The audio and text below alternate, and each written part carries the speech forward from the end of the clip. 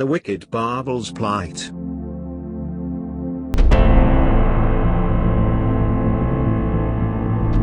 As we all know, Birbal was not only Emperor Akbar's favorite minister but also a minister dearly loved by most of the commoners, because of his ready wit and wisdom. People used to come to him from far and wide for advice on personal matters too.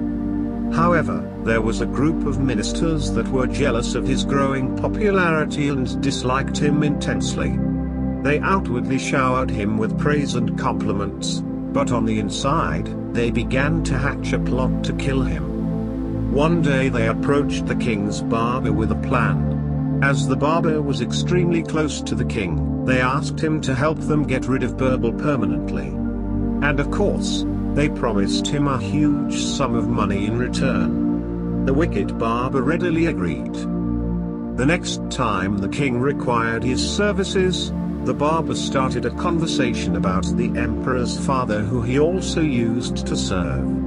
He sang praises of his fine, silky smooth hair, and then as an afterthought, he asked the king that as he was enjoying such great prosperity, had he made an attempt to do anything for the welfare of his ancestors? The king was furious at such impertinent stupidity and told the barber that it was not possible to do anything because they were already dead. The barber mentioned that he knew of a magician who could come of help. The magician could send a person up to heaven to inquire about his father's welfare. But of course this person would have to be chosen carefully. He would have to be intelligent enough to follow the magician's instructions as well as make on-the-spot decisions. He must be wise, intelligent and responsible. The barber then suggested the best person for the job, the wisest of all ministers, Birbal. The king was very excited about hearing from his dead father and asked the barber to go ahead and make the arrangements immediately. He asked him what was needed to be done. The barber explained that they would take Birbal in a procession to the burial grounds and light a pyre. The magician would then chant some mantras as Birbal would ascend to the heavens through the smoke. The chanting would help protect Birbal from the fire. The king happily informed Birbal of this plan. Birbal said that he thought it a brilliant idea and wanted to know the brain behind it.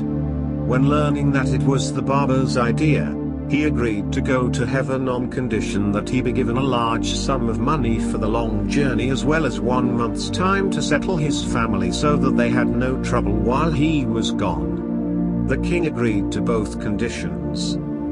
In the duration of this month, he got a few trustworthy men to build a tunnel from the funeral grounds to his house. And on the day of the ascension, after the pyre had been lit, Birbal escaped through the concealed door of the tunnel. He disappeared into his house where he hid for a few months while his hair and beard grew long and unruly. In the meantime, his enemies were rejoicing as they thought that they had seen the last of Birbal. Then one day after many months Birbal arrived at the palace with news of the king's father. The king was extremely pleased to see him and ready with a barrage of questions. Birbal told the king that his father was in the best of spirits and had been provided with all the comforts except one. The king wanted to know what was lacking because now he thought he had found a way to send things and people to heaven. Birbal answered that there were no barbers in heaven, which is why even he was forced to grow his own beard. He said that his father had asked for a good barber.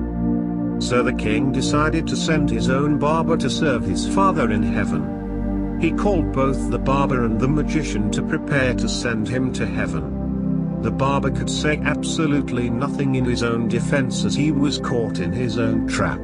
And once the pyre was lit he died on the spot. Nobody dared to conspire against Birbal again. Dear listener, please subscribe our YouTube channel to increase your English listening power through stories.